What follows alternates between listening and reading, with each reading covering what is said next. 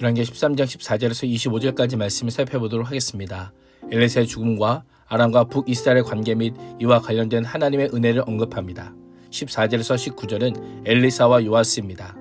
엘리사가 죽을 병이 들자 이스라엘 왕 요아스가 엘리사에게 내려와 그 앞에서 눈물을 흘립니다. 이 눈물은 어떤 의미였을까요? 죽음을 앞둔 위대한 엘리사 선지에 대한 안타까움 때문에 왕의 채통까지 망각하고 울었던 것일까요? 그럴 수도 있겠지만 한 나라의 운명을 책임지는 왕으로서 북이스라엘 장래를 걱정하는 눈물이었을 것입니다.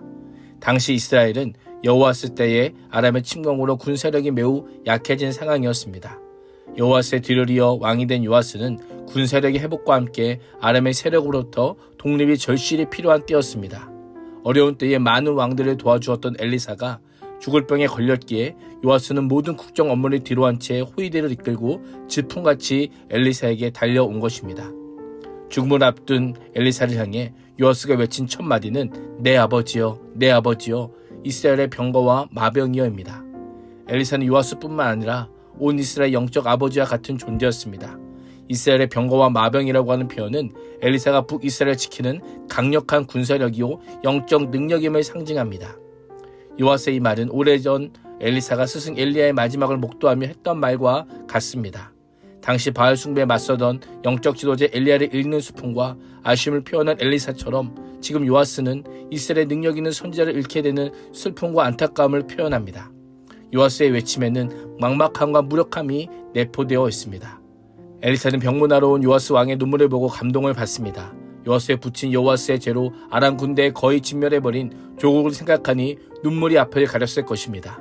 슬픔과 걱정으로 가득한 요아스 앞에서 엘리사는 하나님의 승리를 약속하는 구원의 손길을 열어줍니다.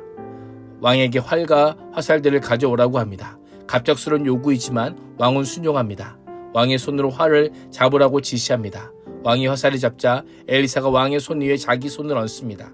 엘리사는 왕에게 창문을 동쪽으로 열고 화살을 쏠 것을 명령합니다. 이는 당시 이스라엘 동쪽에 위치한 아람에 대한 하나님의 선전포고를 상징합니다. 왕이 화살을 쏘자 엘리사는 요아스가 쏜 화살이 여호와의 구원의 화살, 아람을 대항하는 구원의 화살이라고 선언합니다. 이 선은 하나님께서 북이스라엘 아람의 손에서 건지실 것이라고 하는 선포입니다. 요아스가 아벡에서 아람군을 쳐서 완전히 정복할 것임을 예언합니다. 또한 엘리사는 요아스에게 화살을 집어 땅을 치라는 이상한 명령을 합니다. 화살은 구원을 상징하고 엘리사의 지시는 왕의 믿음을 확인하기 위한 것이었습니다. 하나님께서 이스라엘의 구원에 대한 징표를 보여주셨기에 요아스가 하나님의 구원의 약속을 온전히 신뢰하며 전국적으로 행동하며 되었습니다. 그러나 요아스는 3번을 치고는 그만두었습니다. 당시 사람들은 일반적으로 삶을 완전수로 알고 있었기 때문입니다. 그러나 그것은 요아스의 인간적인 생각이었습니다. 만약 요아스가 전쟁에서 승리를 주시는 하나님의 능력을 확신했다면 엘리사가 그만하라고 할 때까지 계속 땅을 쳤어야 했을 겁니다. 우리의 문제는 내 방식대로 순종하는 겁니다. 순종을 해도 일반적인 통념과 간습 안에서 하나님을 제한하고 있습니다. 엘리사는 화를 내며 왕이 6번 치셨으면 아람군을 진멸할 때까지 쳐 부술 수 있었을 텐데 고작 3번입니까? 라고 합니다. 이제 왕이 겨우 3번만 아람을 칠 수 있을 것입니다. 라고 합니다. 요아스 왕은 자신의 믿음의 크기만큼 아람을 상대로 3번의 승리를 거두게 됩니다.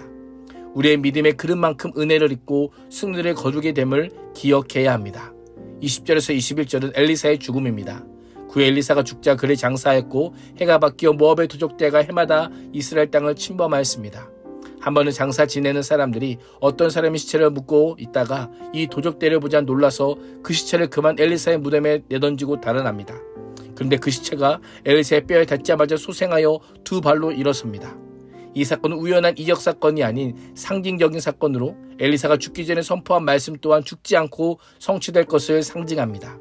엘리사를 통해 선포된 여호와의 약속은 엘리사의 죽음 이후에도 여전히 역사하여 아람의 압자에 고통받는 북이스라엘을 회복시킬 것임을 암시합니다. 22절에서 25절은 북이스라엘을 향한 하나님의 긍휼입니다. 아람의 하사엘 왕은 요아스가 다스리는 동안 줄곧 이스라엘을 억압하였습니다.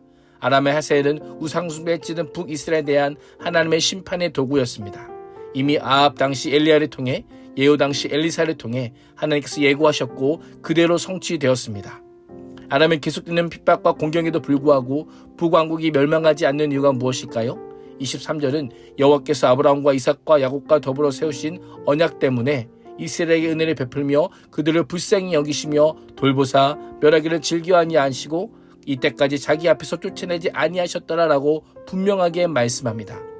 열왕기 저자는 계속하여 다윗과의 언약을 중심으로 스토리를 이어가다가 갑자기 아브라함과 이삭과 야곱의 언약을 언급하는 이유가 무엇일까요?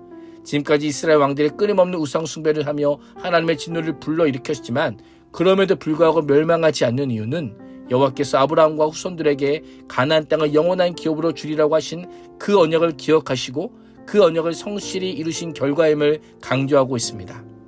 은혜 받을 자격이 전혀 없는 이스라엘에게 베푸신 하나님의 은혜는 아브라함과 이삭과 야곱과 맺은 언약에 근거한 것임을 선포하고 있는 것입니다. 던져진 시체가 엘리사의 시체와 접촉함으로 살아난 것처럼 여호와께로부터 일시적으로 버림받은 이스라엘도 하나님의 신실하심의 능력을 믿고 언약의 말씀을 믿는다면 반드시 회복될 것임을 알려주고 있습니다. 우리가 때로 하나님을 배반할지라도 하나님은 징계하시지만 언약은 파기하지 않으십니다. 나만을 보면 죄로 인해 아무런 기대조차 할 수 없지만 하나님의 신실하심으로 말미암아 소망을 가질 수 있음을 잊지 말아야 합니다. 우리도 하나님의 은혜와 능력을 기억할 뿐 아니라 믿음의 그릇을 준비하여 하나님을 신뢰하며 순종하는 그리스도인이 될 수 있기를 주님의 이름으로 축복합니다. 기도하겠습니다.